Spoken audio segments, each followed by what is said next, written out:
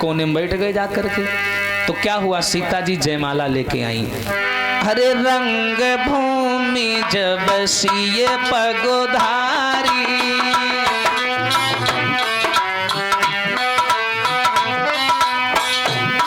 हो रंग भूमि जब सिए पगोधारी,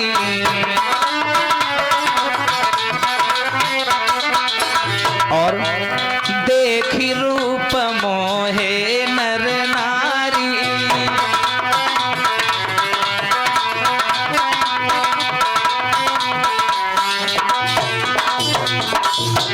अब यहाँ पर भी शंका है माताओं। कैसी शंका है?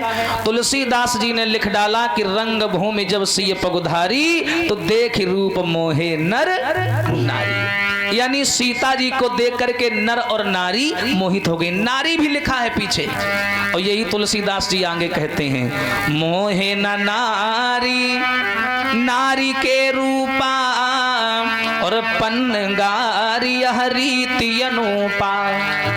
अब तुलसीदास जी कहते हैं कि नारी को देख करके नारी मोहित हो गई, और एक तरफ कहते हैं कि नारी को देख के नारी मोहित नहीं होती। अब यहाँ शंका है, अगर शंका है तो समाधान भी है। कैसी? जरा पहली वाली चौपटारी, और तब से नाम पढ़ो पगधारी।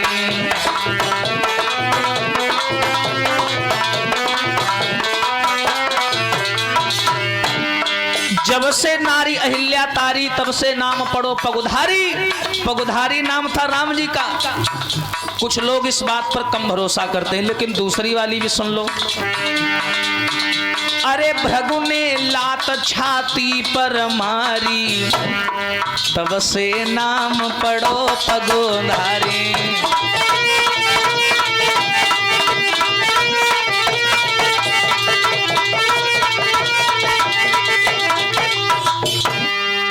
जब से नारी अहिल्या तारी, तब से नाम पढ़ो पगुधारी, और भृगु ने लात छाती पर मारी, तब से नाम पढ़ो पगुधारी। पगुधारी नाम था राम जी का, अर्थात रंग भूमि में सीता नहीं, रंग भूमि जब सिय पगुधारी, यानी जब रंग भूमि में सीता के पति पगुधारी राम जी आए, तो सीता को नहीं बल्कि राम जी को देख करके देखी सकल मोहे नर नारी, राम जी को देख करके नर नारी मोहित हो गए। अब बढ़ते हैं आगे। भैया जैसे स्वयंवर शुरू हुआ तो दूर दूर से राजा आए थे, तो जनक ने आदेश किया, जाओ भैया धनुष तोड़ो। अब जिसके हाथों से टूट गया, हम अपनी सीता का विवाह उससे कर देंगे। तो बड़े लबरा लबला राजा आए, कोई मूंछ टेढ़े, हाँ कोई ताल ठोके। एक बेचारा राजा बड़ा चटक मटक था, वो गया धनुष के पास में, चारों तरफ देखे, बोले सीता जी तुमको तो हम ही ले जाएंगे वर्ण करके। और जो धनुष के पास घमंड में गया, छुआ धनुष, लगो 440 बोर्ड को करंट, चुप के बैठ गए बगल में। हाँ, बगल वाले ने पूछी का है? टोरिया है। बोले यार तोड़ तो आते, तू नाक बहा रहा था, तेरे लिए छोड़ा है हम। हाँ तुम तोड़ आओ। अब ये जितनी बारी बारी से जाएं, धनुष कोई हिला तक नहीं पाया। तुलसीदास ने लिखा, भूप सहस 10 एक ही 12, और लगे उठावन टरही नटारा। तुलसीदास जी रामायण लिख के चले गए, लेकिन विवाद देखते हो आजकल टीवी पर। हाँ, लोग गोली मारने को तैयार हैं एक एक चौपाई पर। लेकिन ध्यान रखिए, वास्तविकता ये है, हर चौपाई में 4 शंकाएं 16 भेद हैं। समझने का फर्क है। देखिए यहाँ भी शंका है। भूप माने राजा, सहस माने 1000, 10 माने 10, यानी 10,000 राजा धनुष से एक ही बार लग गए, लेकिन लगे उठावन टरही नटारा, फिर भी धनुष नहीं उठा। अब सोचो माताओं, अगर ये बात सही होती तो 10,000 राजाओं के 20,000 तो हाथ ही हो गए। कितना बड़ा धनुष था वो।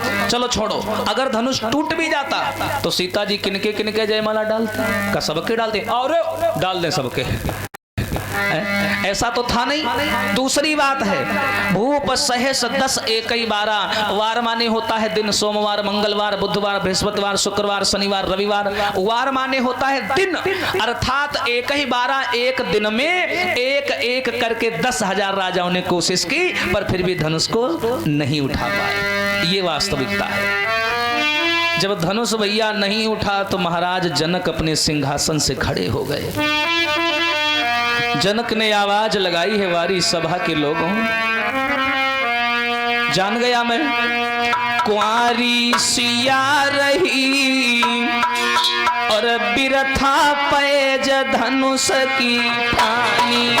कुंवारी सिया रही।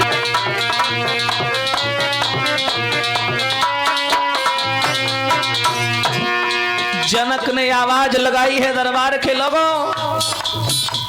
जिस समय स्वयंवर शुरू हुआ तो कोई अपनी ताल ठोक रहा था, कोई अपनी मूछे दिखा रहा था।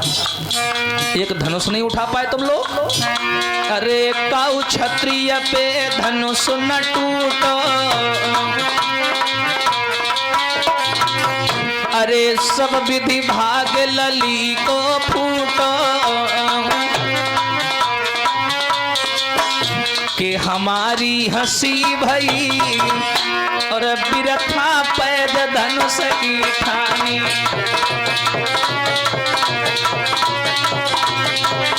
हाँ